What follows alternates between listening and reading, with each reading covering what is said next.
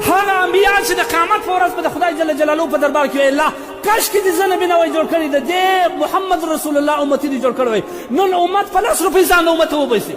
عبدالله بن عمر رضی الله عنه دا حضرت عمر رضی الله عنه بچی ډېر عقلمن او غیرتمن سړی دی د خپلو ملګرو سره راووت یو وخت داسې په میله ووتې کله چې غرو ویشلو ته ورسېدې اته یو شپانه پیدا ملګرو ته ویل چې زه ګورم چې د دې شپانه سره د آخرت غم ورسره دی که نه دی ورسره دا خو یو عربي دی یو شپانه دی دا نور د خدای په رسول په حکم څه خبره تر اوسه نن یې واټکل.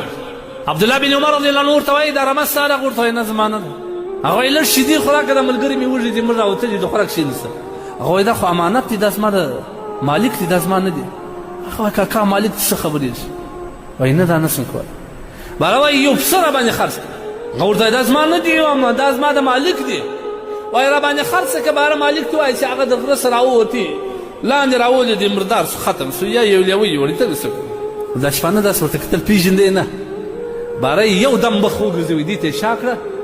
پسو رمې و خواته مخ کوي این الله الله چیرې دی دا داسې ځای دی چې خدای مې هم نه ویني دا داسې ځای دی چې خدای مې هم نه ویني که نن ما او تاسې په کاروبار کې دوکه کوو څوک نه دی را خبر ستا را پتا خبر دی که نه دی خبر کم مال چې ته په 2 نمبر په اصلي تېرې ستا را پتا خبر دی که نه دی خبر په کم مال کې چې ته لاسوهنه کوې میکس کوې په کم مال کې چې ته درواغ وایې تا ته په 10 روپۍ پروت په 20 روپۍ وایې چې دا ماته ګټه نه کوي په لوی لاسه ولې ځان ته حرامه یې ته رب نه لرې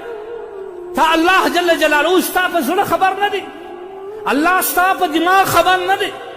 ولې معاملې خرابې کوئ که نه حضرت عمر رضی الله عنه په بازار کې ګرځېدي کس مې د ګریوان ولیدي په معاملاتو خبر یې د رانیولو پلورلو په احکاماتو خبر یې که اسمازې دا معامله خرابه یې ووځه د دې صفه ووځه ته راسه زما په د بازار کې وګرځېده د بیع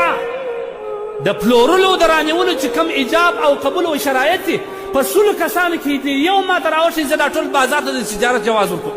دوکه دې د کوم حاله پورې ده څومره دوکه موږ کوو د چینا بال په جاپان نه تېروو که نه موږ استعمالي موټر په سم موټر نه تېروو په نوي موټر یې نه تېروو که نه موږ رنګ سوی لاس پکې وال سوی موټر د کانټینر د خولې په موټر باندې نه تېرو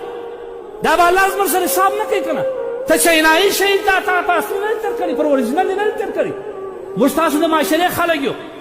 موږ به په هر مرض باندې خبر یو ته هم په هغه مرض باندې اګاه او اقرار کوي چې و موږ تاسو بېباني خلک نه یو که نه دا مرض خو موږ تاسو ټولو کې شته که نه بله ورځ ماته چا عجبه وکړه سبحان الله وایي په بازار کې د مسالې دوکان دی ما لیدلی دی ولا بله ورځ یو چا 10 پارسله وچې ډوډۍ ورته راوړه ما ورته دا څه به کوې ما چې سړی کور غوا لري غوا ته وړه ول ده ویل ول دا مساله بله کم ګټه نه کوي دا ډوډۍ معده کو پکې ورګډه وکړي انا لله و انا الیه د الله رسول څه وایي من غشنا فلیس منا که زما په امت کې چا زما امت لره دوکه ورکړه دا زما د امت څخه وتلی دی څومره د امتیانو په نامه موږ په دا بازار کې لرو دا د نبي علیه السلام د امته وتلي دي په چیش باندې په 10 روپو باندې ځان د امته باسه خبیثه په 100 روپۍ باندې ځان د امته باسه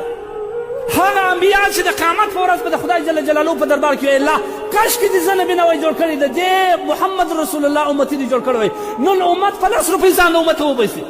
مه کوئ آخرت مه یاروئ د خدای روی وګورئ دا پیسې ته چا ته ډېرې چا ته یې ورکوې ستا زامن به بیا خپلې میلې او چرچې پکې کوي که نه هغه به خواهشات پکې کوي حساب یې ستاسې کېږي د قیامت په ورځ باندې د خدای روی وګورئ معاملې سمه کړي دوکې مه کوئ آخرت ته یاد کړي که نه